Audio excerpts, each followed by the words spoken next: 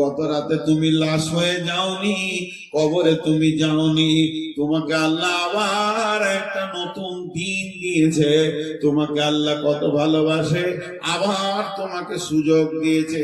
যে সুযোগটা তুমি কবরে চাইবে, যখন আযাব শুরু হয়ে যাবে তখন তুমি বলবে আল্লাহ একবার ছেড়ে দাও, আমি গুনাহ আর করব না। সেদিন তুমি ছাড়া পাবে না। আজকে আল্লাহ তোমাকে ছেড়ে দিয়েছে, এই রকম 53 বছর তোমাকে প্রতিদিন সূর্য ওঠার সময় ছাড়ছে। সুযোগ পেয়ে গেছো, তওবা করে নাও, মসজিদে গিয়ে চোখের পানিতে কেঁদে নাও। হে সৌভাগ্যবানের দল, না জানি মাগরিবের আযান তুমি শুনতে পাবে কিনা, এর কোনো গ্যারান্টি নাই। কিন্তু ওই সূর্য যখন আবার পশ্চিমে ডুবে, তখন বিশ্ববাসীকে বলে, বিশ্ববাসী রে, চলে গেলাম, তবে বলে গেলাম তুই একদিনের রাস্তা কবরের দিকে আগিয়ে গেলি। তোর কবর যত দূরে আছে, তোর কাছ থেকে একদিনের রাস্তা কেড়ে নিল। তুই কবরের দিকে আগিয়ে গেলে, তোর কবরে যেতে যদি 20খানা দিন ছিল, আজকে থেকে 19 দিন গুনবি, কালকে 18 দিন গুনবি। হে হতভাগার দল, সারা দিনটা গাফলতি করলে, তবে শুনেলে সামনে তোর রাত এসে গেছে। রাতকে পেয়ে গেছিস মানে তুই সৌভাগ্যবান। তাড়াতাড়ি একটা কাজ কর, এই রাতেই তুই রবের সঙ্গে আলোচনা করলে, রবের কাছে ক্ষমা চেয়েলে, গভীর রাত্রিতে আর গাফলতির ঘুম তুই দিবি না। অতএব গাফেলরা প্রথম যে কাজ করে, এরা সময়কে নষ্ট করে। যে ব্যক্তি সময়কে নষ্ট করে, সে মূল্যবান জিনিসকে হারিয়ে দেয়। তাই বিশ্ব নবী বলছেন, ফারাগাকা কাবলা সুগলিকা, সময় একটা নিয়ামত, হাতছাড়া হয়ে যাওয়ার আগে উম্মত রে, সময়ের দিকে খেয়াল করিয়া। সময়টা নিয়ে অনেক কথা আছে। আল্লাহ একটা শব্দ ব্যবহার করেছেন ফজরের কসম খেতে গিয়ে। কি বলেছেন জানেন? হাল ফি যালিকা কাসামুল লিজি হিজর, হাল ফি যালিকা কাসামুল লিজি হিজর। হিজর মানে হচ্ছে চেতনতা। ব্রেক কত রকম আছে? ডিস্ক ব্রেক আছে, অয়েল ব্রেক আছে, তারপরে ব্রেক লিভার দিয়ে তার ব্রেক আছে, হাওয়া ব্রেক আছে। পৃথিবীতে যত ব্রেক আছে, বিমান থেকে নিয়ে, প্লেন থেকে নিয়ে, রেল থেকে নিয়ে, রকেট থেকে নিয়ে, সাইকেল পর্যন্ত, সব ব্রেক গুলোকে যদি এক জায়গায় করে দেওয়া যায়, মোটর সাইকেলে কোনটাই ব্রেক নয়। ব্রেক হচ্ছে বিবেক, ব্রেক হচ্ছে বিবেক। একটা দামি মোটর সাইকেলে চাপানো হয়েছে, আর মোটর সাইকেলটা এত দামি, ও 2 চাকাতেই ডিস্ক ব্রেক আছে, আর দামি ব্রেক আছে, কিন্তু যে চালাইছে ওর বিবেক ঠিক নেই। হয় মদ খেয়েছে, আর না হয় পাগল। ব্রেকে কাজ করবে? জোরে বলেন, ব্রেকে কাজ করবে? আসল ব্রেক হলো বিবেক।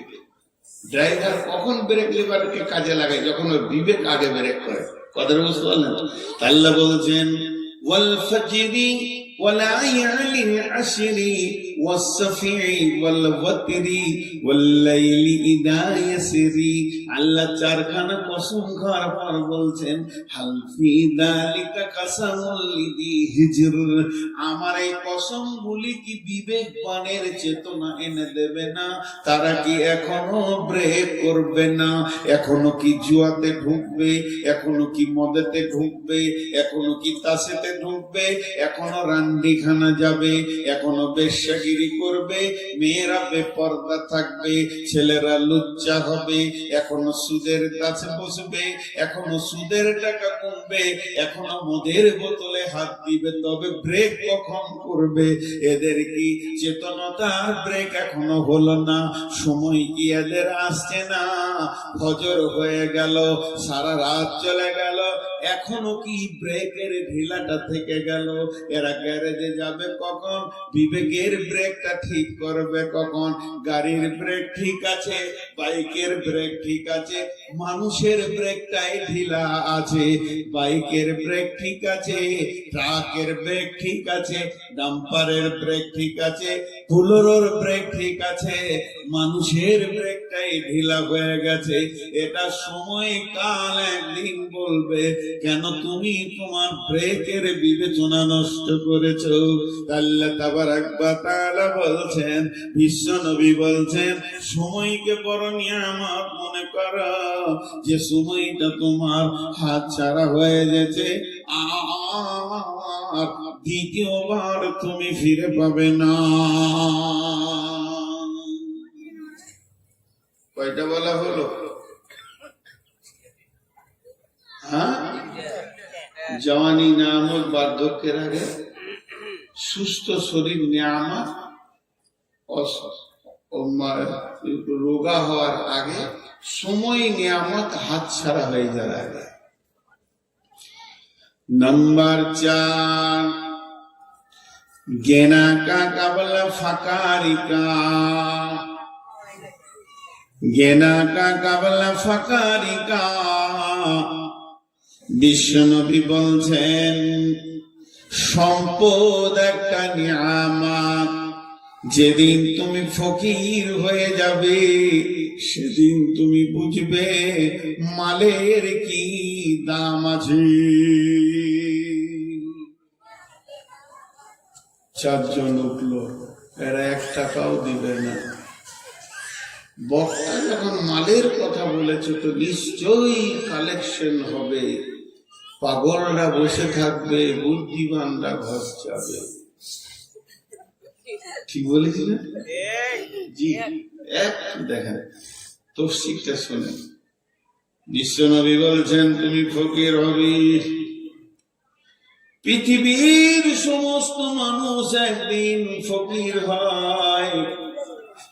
ভালো করে তফসির খুলে দেখলেন কেমন করে ফকির হয়। 50 কোটি টাকার মালিক আজকে আল্লাহ কালকে রাস্তার ভিখারি বানাতে পারবে কি পারবে না? জি, দেখেন বাংলাদেশের মন্ত্রী কি হয়ে গেল, আল্লাহর কারিশমা। সাদ্দামকে ফাঁসিতে ঝুলিয়ে দিল বেঈমানেরা, প্রধানমন্ত্রী। সারা পৃথিবীতে বড় বড় কোম্পানিকে আল্লাহ রাস্তায় বসিয়ে দিয়েছে, দিয়েছে কি দেয়নি? এটা একটা ফকির। 2 নম্বর ফকির, থাকতে গরু বইনা হাল, তার দুঃখ সর্বকাল। ও কাকে দেখাইছে ক্যামেরাতে? আমি হিরো আছি, তুমি বসো। এগুলোতে মাথা কেটে দেয়, বক্তব্যের লাইন কেটে দেয়। হ্যাঁ, বসো। বুড়াটা কি দেখুক সব।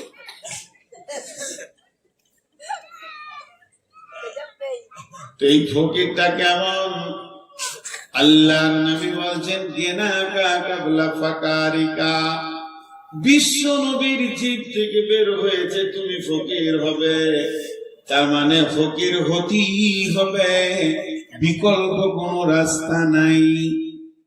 বহুজন আছে 200-400 কোটি টাকার মালিক, ছেলেরা ব্যবসা বাণিজ্য চালাচ্ছে, আব্বার আর হুঁশ কম, 98 বয়স। বৌমাকে জিজ্ঞাসা করছে, পারবিন রে? কি আব্বা? নাস্তা করলাম, ওটাই মনে নেই। 2খানা রুটি খেলে নাস্তা, আজ আবার রুটি খেলে যায়। ও দেখছিস, এবার বলেন ওকে দিয়ে ব্যবসা চলবে না কোম্পানি চলবে? ছেলেরা বুঝে নিয়েছে বাপের দ্বারা ব্যবসা কোম্পানি চলবে না। এককালে বাপ তিলে তিলে কোম্পানিটাকে জমিয়েছে, এখন আর ওর দ্বারা হবে না। ছেলেরা ব্যবসা বাণিজ্যে নেমে গেল, এখন এখানে জালসা শুরু হয়ে গেছে। এটা কোন জায়গা? লক্ষ্মীপুর, কৃষ্ণপুর। এখন কৃষ্ণপুরে জালসা শুরু হয়ে গেছে। আর জালসায় মাওলানা সবুর সাহেব উঠে বলছেন, মান বানা লিল্লাহি মসজিদান বানাল্লাহু লাহু বাইতান ফিল জান্নাহ। পৃথিবীতে যে মসজিদ বানাবে, আল্লাহ তার জান্নাতে অট্টালিকা বানাবে। বুড়ার কাছে আর কিছু নাই, একটা লাঠি, একটা লুটা, গেঞ্জি আর লুঙ্গি। গেঞ্জিতে টাকা থাকে, ফকির হয়ে গেছে।